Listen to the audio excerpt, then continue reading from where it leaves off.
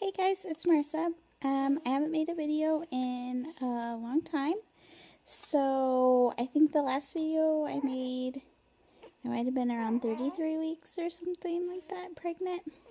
So sorry I haven't got to make a video in a long time, and I haven't got to watch videos either. I haven't been able to keep up with everyone's videos, mostly because we live in the middle of nowhere and have no reliable internet access. But anyway, I'm gonna try to make a quick video. We have a baby now. Say hi. This is Atticus.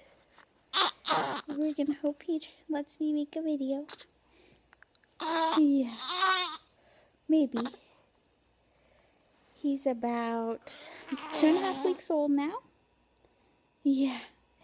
And so I'm just going to go over real quick, like, his birth story. So I was induced at 39 weeks because of the extra amniotic fluid that I'd had throughout the pregnancy. My doctor said the main concern was that if my water broke on its own, because of the extra fluid, the cord could come out first. So she wanted to make sure that his head was fully engaged before she broke my water, so the cord wasn't like in front of his head and could slip out.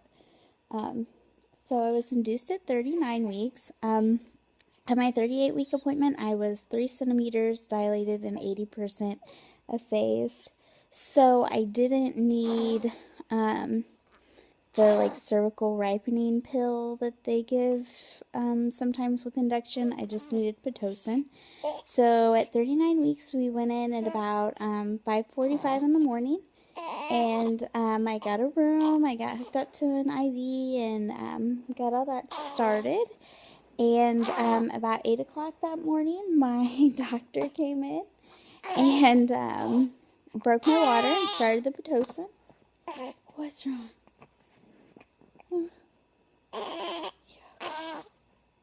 So,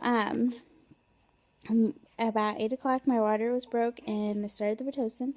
And I don't know if it's because I had a lot of extra fluid anyway, or what, but I'm glad my water did not break on its own, because it was insane. It just was a lot, and it kept coming for hours. And, it was just insane, the amount of fluid. I didn't think it would be that crazy when my water broke. But anyway, then I don't really remember the times on everything because the day was really a blur and I don't really remember everything. But eventually I started having contractions, and I really didn't have like contractions like cramping or anything. I just had back pain, like really, really bad lower back pain. And so I started having that, and the nurse gave me something in my IV for pain, which I was fine with, but now looking back, I wish I hadn't got that, because basically as soon as I got the IV medication for pain, the rest of the day was a blur. And but I got that medicine and pretty much slept the whole day. That medicine eventually started to wear off, and I got the epidural, and still just basically woke up, was in a lot of pain, got the epidural, was back asleep. So I slept the whole day that I was in labor, basically. And so it's really all just foggy, and I don't even really remember a lot of it. But then eventually at some point, I got the epidural, I think maybe around noon. And then, eventually I was 10 centimeters and fully thinned and everything. And so they told me I could start pushing. I had had the epidural, so I wasn't feeling anything. I could still move my legs, but I couldn't feel any contractions at all. Didn't feel pressure, didn't feel anything. And so they were telling me when to push. I couldn't even tell, honestly, if I was pushing, if it was doing anything. I couldn't feel anything. So I pushed for about 2 hours. And the nurse told me everything was going good, and you know, he was coming down, and she was basically lying to me because my doctor came in when I started pushing, and then she came in about 2 hours later and checked me again, and basically she said he hadn't moved since the morning. She said he didn't move at all since she broke my water. So he hadn't moved at all from me pushing. So she said we could try the vacuum, which I really didn't want to do, but it was basically our only option besides going straight to a C-section. So we tried the vacuum, and I don't know if it was just the hospital that I delivered at, or they do this everywhere, or just my doctor, but she would only do the vacuum for 5 minutes. So she put the vacuum on him. Yeah, you're awake. And for 5 minutes, and I pushed, and we tried to get him to come down, and he didn't move at all. So, that was that, and we had to go to a C-section. Oh, you're grouchy butt. What's wrong? What's wrong? He's grumpy. Yeah. Why are you so grumpy for? Okay, and so we went to a C-section. Yeah. Which I wasn't too upset about having a C-section, but the upsetting part was they went to give me another dose of the epidural, and it didn't work.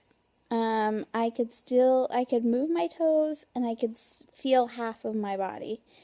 So they were poking me on one side, and I couldn't feel it, and they were poking me on the other, and I could feel it. So then they gave me another dose of epidural or whatever, and I could still feel it. And then the anesthesiologist was like, well, I can give you a little bit more.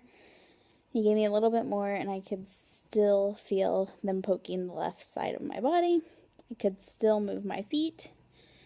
The anesthesiologist said the epidural might have got dislodged in my back a little bit from being moved to the operating room. So I had to be put under general anesthesia, which is really the most upsetting part about the whole thing for me, was that I was not awake when he was born. No. And, oh goodness, this is getting uncomfortable. So, and my husband couldn't be in the room. Goodness. Because I was under general anesthesia, they wouldn't let him in either. So neither of us got to see him for about 2 hours after. Oh, goodness gracious. Hold on. You're okay. See, I'm grouchy. I'm a grouchy butt. So neither of us got to see him for about 2 hours. Say, why are you being grouchy? Why are you grouchy? What are you grouchy for? You just ate. So anyway, we didn't get to see him for about 2 hours because I was in recovery, and my husband wasn't allowed to go in the nursery because he didn't have a hospital band yet, because they give matching bands to the mom, the dad, and the baby, but they don't give those till after the baby's born. And since I was in recovery, I guess they wouldn't give the bracelets yet, so he could see him in the nursery, but he couldn't hold him or anything. So we had to wait about 2 hours to see him, but then we got to see him, and we got to hold him, and I fed him, and all of that good stuff. But I was really basically out of it that whole night. He was born at 7:25 in the evening, and really actually part of the next day too, just from all the medication that they had given me, and the anesthesia and everything, which is really the worst part, was just being kind of out of it, and not really even being able to remember everything. But he got here, and he's healthy, and that's all that really matters. Yeah. Right. And so he was born 7:25 in the evening. He was 7 pounds 15 ounces. When we left the hospital, he was 7 pounds 4 ounces. But at his 2-week checkup, he was 8 pounds 10 ounces. So he's gained a lot of weight. Yeah, we're breastfeeding, and it's going really good. Right. And, yeah, he's healthy. Everything's good with him. Right. And it's been about 2.5 weeks. I feel pretty much healed from my C-section. I feel, pretty good. Occasionally I'll have a little pain at the incision site still, but it's not too bad. And, yeah, we're all healthy and doing good. Same. My name is, I don't even know if I told you his name. See, my name is Atticus. Atticus? Huh? Don't cry. See, I'm getting to be chunky. Oh, are you mad? Are you mad? Oh. But anyway, thanks for watching, guys. Sorry this video is a little discombobulated. But, sorry I haven't gotten around to making any videos. And, I haven't been able to watch or comment on any videos. Hopefully, I'll have internet access soon. And I'll be able to keep up with videos more. But anyway, thanks for watching.